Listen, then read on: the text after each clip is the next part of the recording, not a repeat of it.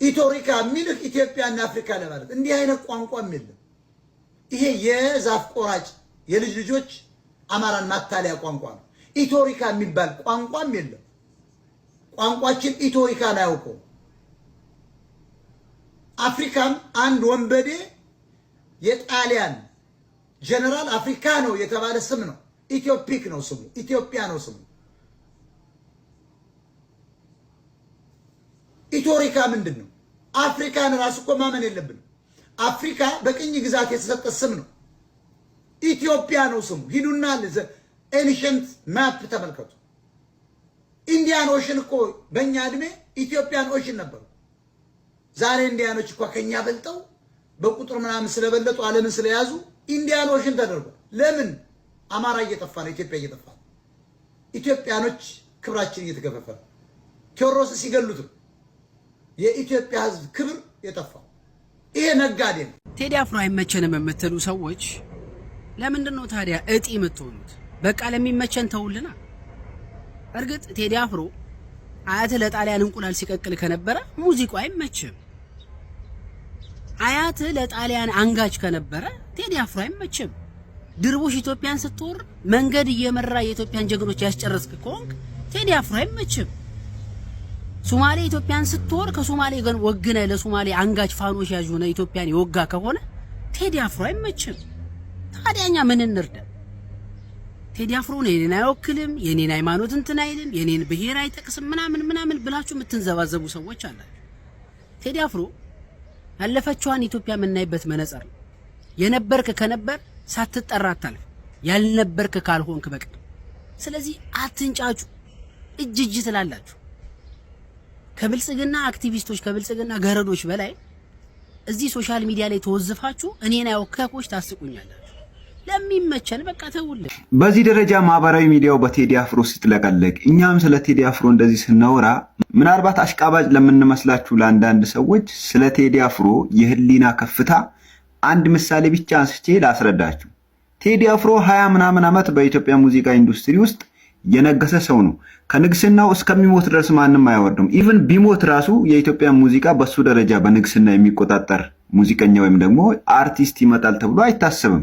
ግን ቴዲ አፍሮን ለምንድን ነው በዚህ ደረጃ የምትወዱት ብላችሁ እንኳን ብትጠይቁን በዚች 8 ዓመት ውስጥ እንኳን ብንወስድ ኢህአዴግ ወደ ብልጽግና ከተቀየረ በኋላ እንኳን ሶኮልድ የህልውና ዘመቻ እኔ ስፈታው ወንበር የማስጠበቅ ወይም ደግሞ የወንበር ዘመቻ ነበር። የሆነ ሰዓት ላይ 2013 አካባቢ የወንበር ዘመቻ ነበር።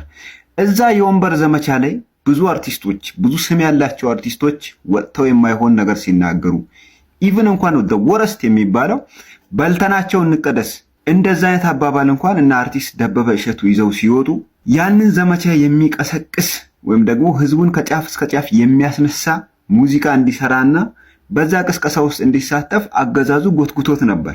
ግን ቴዲ የዘመቻው ዓላማ ያለው ነገር ስለገባው ወይ ፍንክች ነው ያለው። ምንም አይነት ነገር ሳይተነፍስ ነው ያ ጦርነት ያለቀው። ጦርነቱ ካለቀ በኋላ ተዋጊዎቹ ከአፈር በታች ሆኑ፣ መሪዎቹ ደግሞ ከአፈር በላይ ሆነው እጅ ለእጅ ተጨባበጡ። የጦርነቱን አውትካም አይተነዋል። ቴዲ አፍሮ በዛ ሰዓት ስለ ኢትዮጵያ ስለ ዘመቻው የሆነ ነገር ብሎ ሙዚቃ ቢለቅ ሰዓቱ በጣም ሞመንተሙ ከፍ ያለበት ስለሆነ ከሽቀላ አንፃር እንኳን ከወሰድነው በዛን ሰዓት ገንዘብ በደንብ መፍለጥ ይችል ነበረ። ከሽቀላ አንፃር እንኳን ከወሰድነው ግን ቴዲ አፍሮ ህሊናው ከባህር የጠለቀ ነው።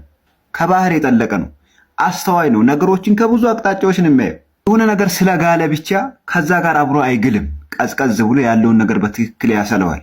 ለዛ ነው አገዛዙ በዚህ ደረጃ የጠለው። አንድ ልብ ያልተባለ ጉዳይ እስኪ ላካፍላችሁ።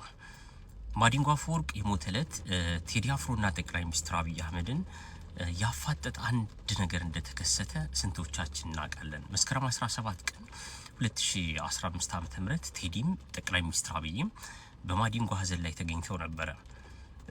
በዚህ ወቅት ታዲያ ጠቅላይ ሚኒስትር አብይ ከቴዲ አፍሮ ጋር የጋራ ፎቶ ለመነሳት ፍላጎት ነበራቸው። ከጠቅላይ ሚኒስትሩ ጋር ቴዲ ፎቶ መነሳት አልፈለገምና ሹልክ እንዳለም ይነገራል። ከዛን ጊዜ ጀምሮ ጠቅላይ ሚኒስትር አብይ አህመድ በሱ ላይ ቂም እንደያዙበት ይነገራል። ቴዲ ይሄ ቀድሞ ገብቶት ነበረ። ከእርሳቸው ጋር ፎቶ ተነስቶ ፎቶ ቢጋራ ምን አይነት ፖለቲካ ሊሰሩበት እንደሚችል ቴዲ ቀድሞ ገብቶታል። ስለዚህ ይህንን ባለማድረጉ ጠቅላይ ሚኒስትር አብይ አህመድ እስካሁን ድረስ ቂም እንደቋጠሩበት ይነገራል። ከዚህ በፊት የሰራቸው ስራዎችም የአንድነት፣ የአብሮነት፣ የሀገር ጉዳይ ዘፈኖችንም ቢሆን አብዛኞቹ መሪዎች አይቀበሏቸውም። ከቀድሞ ጠቅላይ ሚኒስትር ከአቶ መለስ ዜናዊ ጋርም ቴዲ አፍሮ በጎ ግንኙነት እንዳልነበረው የሚታወቅ ነው። እንዲያውም አቶ መለስ ዜናዊ በአንድ ወቅት እንዲህ ብለው ነበር። አዝማሪን ብሔራዊ አጀንዳ ህዝቡ ማድረጉ ብሔራዊ ንቃት እንደሚጎለው ማሳያ ነው ሲሉ ቴዲንም የቴዲ ደጋፊንም ሸንቆጥ ማድረጋቸው የሚታወስ ነው። ቴዲ ግን በራሱ መንገድ ህዝብንና መርህን ተከትሎ የጥበብ ጎዳናውን ገፍቶበታል። ለዚህም ሳይሆን አይቀርም ቴዲ አፍሮ አዲስ ስራ ባወጣ ቁጥር፣ ሙሉ አልበም ባወጣ ቁጥር፣ ነጠላ ዜማዎችን በለቀቀ ቁጥር በመንግስት በኩል እያንዳንዱ የሚሰራቸው ይዘቶች፣ እያንዳንዱ ዜማዎች እየተፈተሹ ቴዲ ላይ ጫና የሚያርፍበት የተለያዩ አገር ውስጥ ያሉ መገናኛ ብዙሃን የሱን ስራዎች እንዳያስተላልፉ የሚታገዱትም በዚህና በመሰል ጉዳዮች እንደሆነ ብዙ ይነገራል። ለማንኛውም የቴዲ አፍሮ አዲሱ ኢትዮሪካ ስራ ነገ እንደሚለቀቅ በይፋ ታውቋል። ስለዚህ ሁላችንም የቴዲ አፍሮ ኦፊሻል የሆነውን የማህበራዊ ድረገጽ ገጾችን በመወዳጀት ልናበረታታው አይዞ ልንለው ይገባል። ምንም የምናጣው ነገር የለም፣ ከኛ ምንም የሚጎል ነገር የለም። የሱን የዩቲዩብ ቻናል መቀላቀል፣ ፌስቡክ፣ ቲክቶክ ፔጆችን መቀላቀል ስራውን መደገፍ ነው፣ ጥበብን መደገፍ ነውና አብሮ ከቴዲ አፍሮ ጋር መቆም ነውና ሁላችንም ከወዲሁ በመቀላቀል ብዙ ሚሊዮኖችን ገጹን ማድረስ ይቻላል ብዬ አስባለሁ። ለማንኛውም ነገ እንገናኝ። ስራዎችን ደግሞ ተመልክተን ከስራዎች ጋር የተያዙ ጉዳዮች መንግስት ምን ይላል፣ ሌሎች ሰዎች ምን ይላሉ የሚለውን መረጃ ይዤ እመለሳለሁ። ስለ ቴዎድሮስ ካሳሁን ነው እየተወራ ያለው። እንግዲህ ቴዎድሮስ ካሳሁን በመጀመሪያ ደረጃ ስሙንም ለዚህ ህዝብ ማስተዋወቅ እፈልጋለሁ። ቴዎድሮስ ካሳሁን ገርማሞ ዱካሳ ይባላል። አባቱ ኦሮሞ ናቸው። እናቱ የጉራጌ ሰውና በእናቱ እናት ደግሞ ያደዋ ሰው ነው። ውሸት ነው ይሄ። ጎንደሬ አስቴር አወቀ ለምሳሌ ጉራጌ ነው እና ይሄ ወደ አማራ ለማጠጋጋት ነው። እኔ ቴዲ ባለ መረጃ ቴዎድሮስ ካሳሁን ወያኔ አንዴ አማራን ለመምታት መታወቂያ ኦሮሞ፣ አማራ፣ ትግሬ እያለ ሲያዘጋጅ አማራ ብሎ ሰጠውት ነበር። ጠበቃ ይዞ ነው እንግዲህ ጉራጌ ነኝ የሚል ሲያስቀይር በአካል አለው አውቃለሁ። ስለዚህ ውሸት ነው የሚወራው። አሁን ይሄ ተራ ነገር ነው። ስለዚህ ንጉስ ሊሆን ቀርቶ የንጉስ ሊቀ መኳስ ሊሆን አይችልም እንላለን እኛ አማራ ብሔርተኞች። ቴዎድሮስ ነጋዴ ነው። ወቅት እየጠበቀ ሙቀት እየለካ ለገንዘብና ለዝና ጊዜ እየጠበቀ የሚመጣ ነው እንጂ ለህዝብ የሚቆም ሰው አይደለም። የወያኔ አባልና ምልምል ነው። የአዲስ አበባ ወጣትን በህወሓት ዘመን ተቃዋሚ በመምሰል ወጣቱ እንዲከተለው ሳይታሰር ታሰር እየተባለ ሲፈታ አይተናል። ተቃዋሚ አይደለም። የቴዲ ግጥሞች በሙሉ ከአባቱ የተገኙ ናቸው። አባቱ የሬዲዮ አዘጋጅ ነበሩ። በጣም የታወቁ የምናከብራቸው ናቸው። እሳቸው የአማራ ወታደሮችን ግጥም በፖስታ ሰብስበው ጠርዘው ያስቀመጡለት ነው። ምንም ከአማራ ውጭ የሚዘፍነው አንድም ነገር የለውም። በአማራ ዝና፣ በአማራ ቋንቋ፣ በአማራ ባንዲራ፣ በአማራ ሀገር ጥበቃ የሚሸልም። ስለዚህ ቴዲ ኦሮሞን ይጠላል የሚባለው ውሸት ነው። ምክንያቱም አባቱ ኦሮሞ ናቸው። ገርማሞ ዱካሳ ናቸው። ውሸት ጉራጌ ምናምን እየተባለ የሚቀባጠረው እና ቴዲ ኢትዮጵያን ቢወድ ኖሮ ልጆቹን አሜሪካን አይወልድም ነበር። በጣም የማዝነው ግን የኢትዮጵያ ሕዝብ እውቀት ስለሌለው ቴዲ ኦፕ ባስደረገ ቁጥር ንጉሱ ተወልዷል የሚሉ የኳስ አድናቂዎች አሉ። እነዚህ ደግሞ ከእውቀት የተጣሉ ጫት ሲቅሙ፣ ለውዝ ሲቅሙ የሚውሉ ሰዎች ናቸው። እነዚህ ከአንድ ብሔር አካባቢ ስም ላለመጥራት የመጡ ናቸውና ንጉስ ነው ይሉናል። አንድ አዝማሪ ወይም ዘፋኝ ንጉስ ሊሆን አይችልም። የንጉስ ግን አጫዋች ወይም ሊቀ መኳስ መሆን ይችላል። ስለዚህ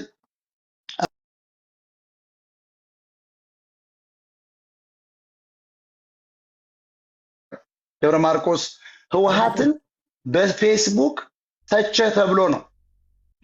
ደመቀ ዘውዱ ለወልቃይት ታገላለሁ እያለ ወርቁ አይተነው ነው እሱ ወይስ አብይ አህመድ በአውሮፕላን ከሚኒስትሮች ምክር ቤት ሂዶ ጎንደሬን ያታልል ነበር? አየህ፣ ቴዲ ወያኔን አባል ባይሆን ወያኔን ቢቃወም ኖሮ ይገደላል።